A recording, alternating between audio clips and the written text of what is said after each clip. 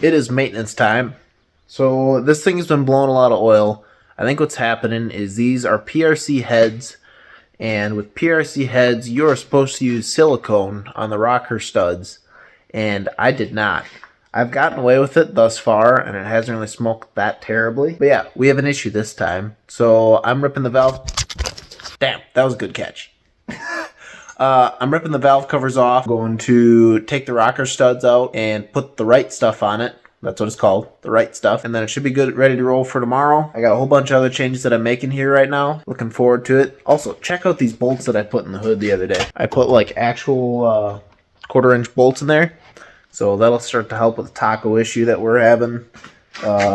I'm going to put a brace in that as well. Already got this thing halfway ripped apart. Coils are off. I got to pull the valve covers off. And when we were on the dyno last video, the CO2 line on the wastegate actually popped off. And that's why it didn't build any boost. It was this back line back here popped off.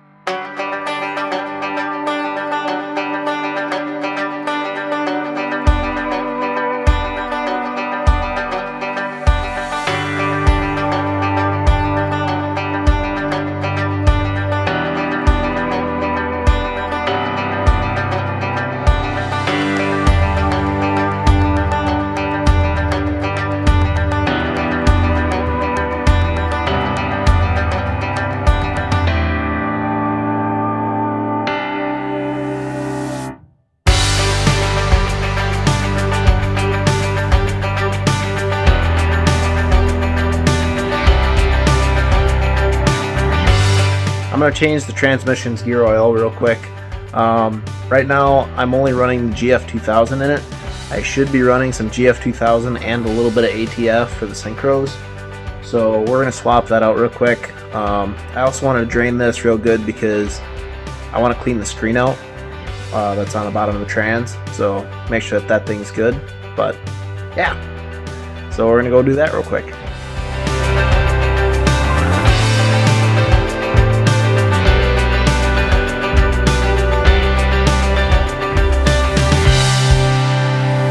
So the oil looked good. There's no sparkles even in the filter.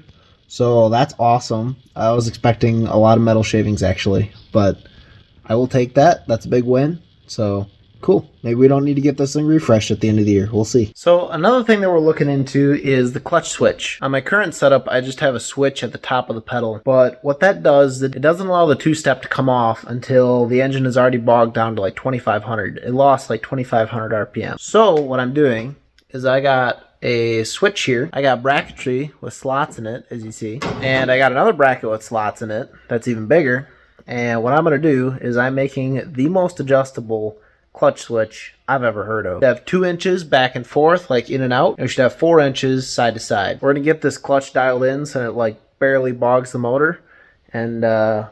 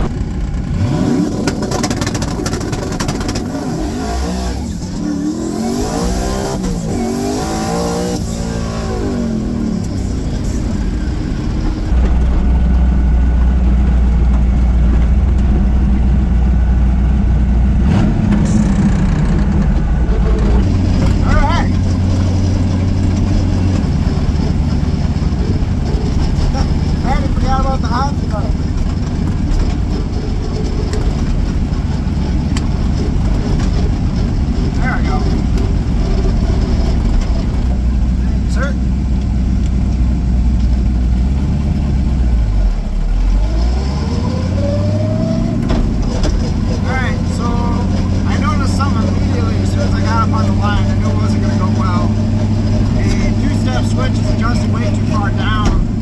I'm not actually able to bump into the beams. So,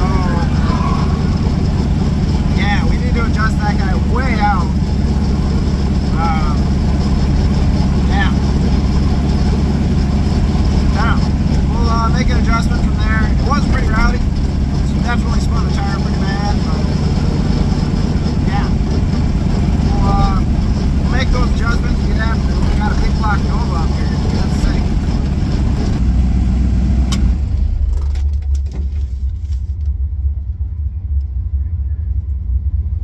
Still on a 157 60 foot.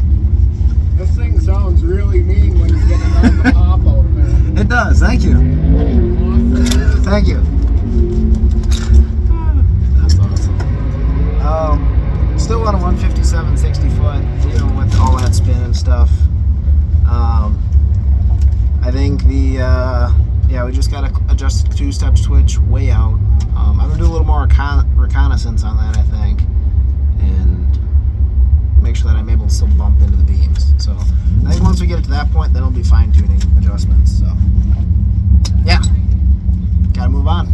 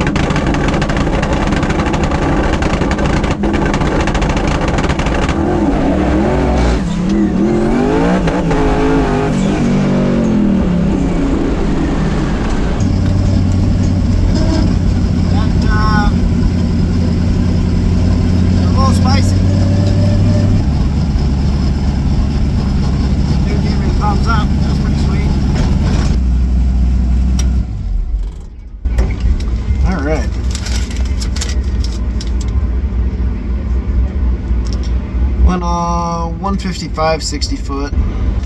Yeah, 155 60 foot, I guess. I don't know. I'll have to look at the data log. I'm not really sure what it did there. If the tires started moving before the two-step came off or not. So, yeah, we'll look into it more.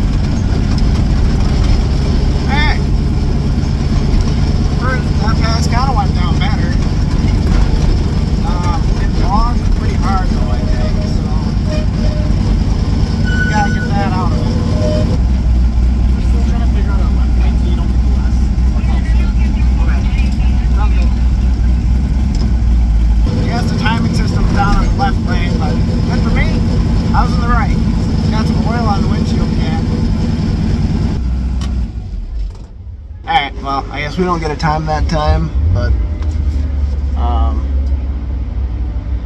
yeah, we'll have to just look at the data, see what it did.